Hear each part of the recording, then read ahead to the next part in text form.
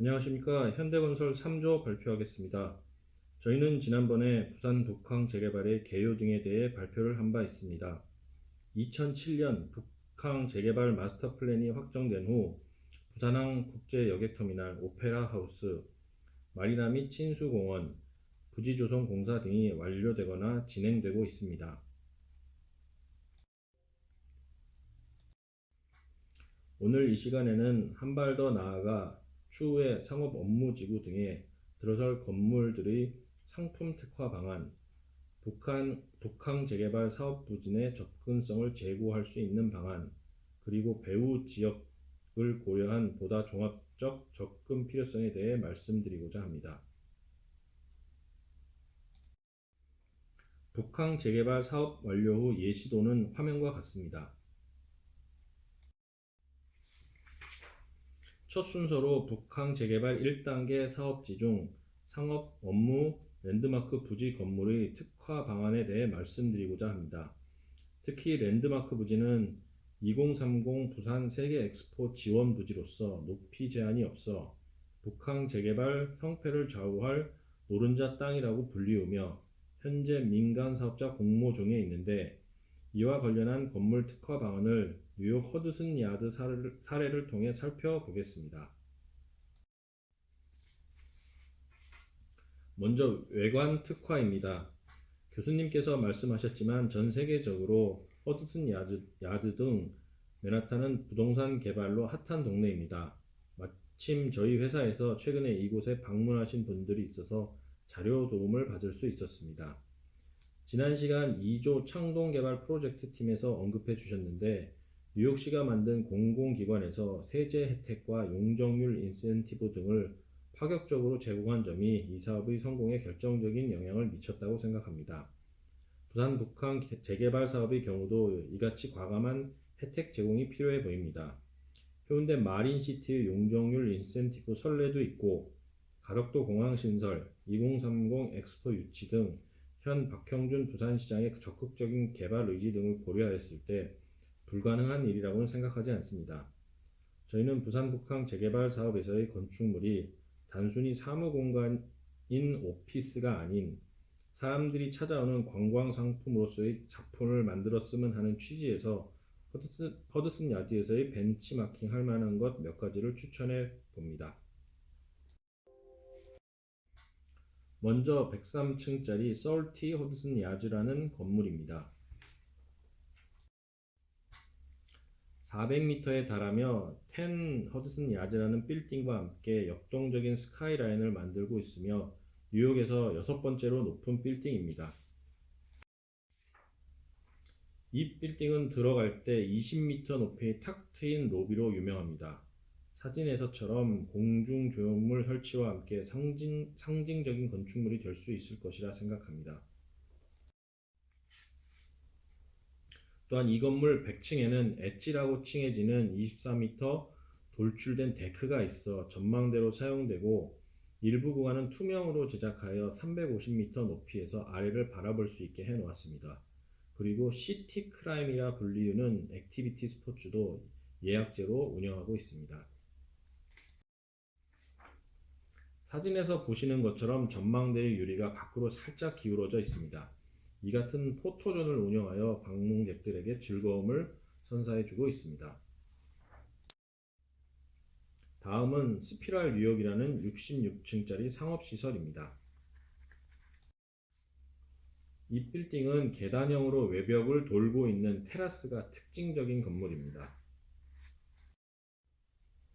보시다시피 최상부 펜트하우스를 제외하고 하부 상가층과 중간 상부 오피스층을 돌고 있는 테라스 계단층이 특징적입니다. 올해 말 준공 예정으로 층마다 테라스를 카페, 식당 등 다양하게 특화하여 이용함으로써 지역의 명물이 될 수 있을 것입니다. 빌딩 숲속 자연을 형상화한 테라스 공간입니다.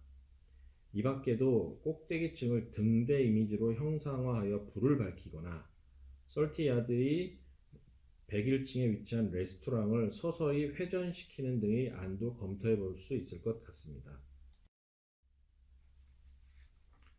다음은 허드슨의 명물 벳셀입니다.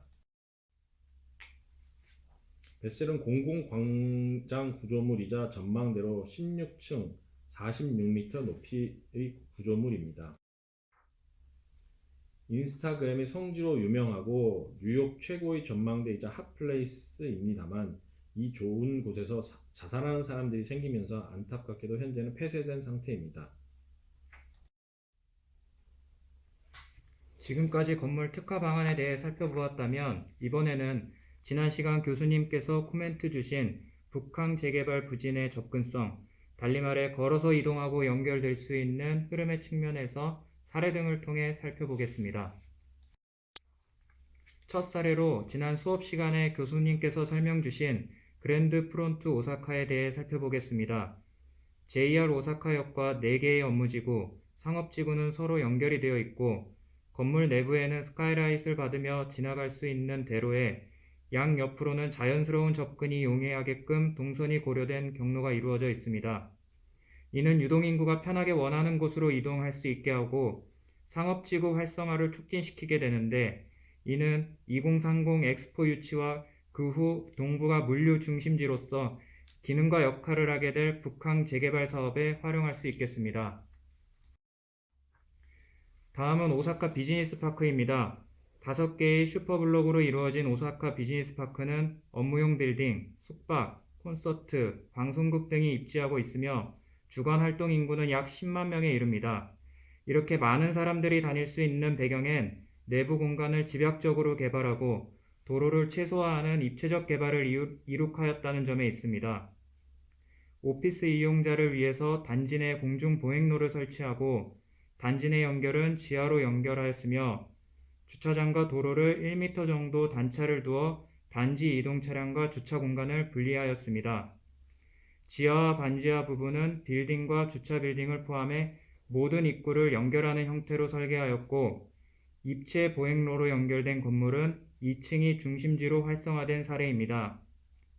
이러한 모델 역시 북항 재개발 지구 내 접근성 강화하기 위한 참고 모델이 될 수 있을 것입니다. 나아가 성공 사례라 불리우는 해외의 입찰 개발 사례 또한 참고할 수 있겠습니다. 프랑스 라데팡스처럼 도로의 위아래를 입체적으로 개발해서 사람, 건물은 지상에, 차는 지하로 다니는 다양한 형태의 구상을 할 수 있겠으며, 이는 서울시의 영동대로 지하 통합환승 통합개발,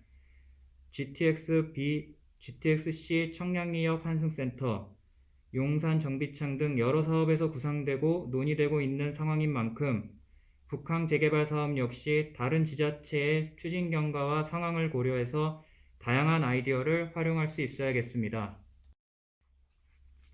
아울러 앞서 살펴본 허드슨 야지의 하이라인 사례 또한 참고할 수 있겠는데, 허드슨 하이라인은 폐쇄된 고가철도를 활용해서 꽃과 나무를 심고 공원으로 재탄생시킨 것으로서 건물 간 접근성을 높이는 일환으로 걷고 싶은 테마거리를 조성하는 등 다양한 방안으로 활용할 수가 있겠습니다.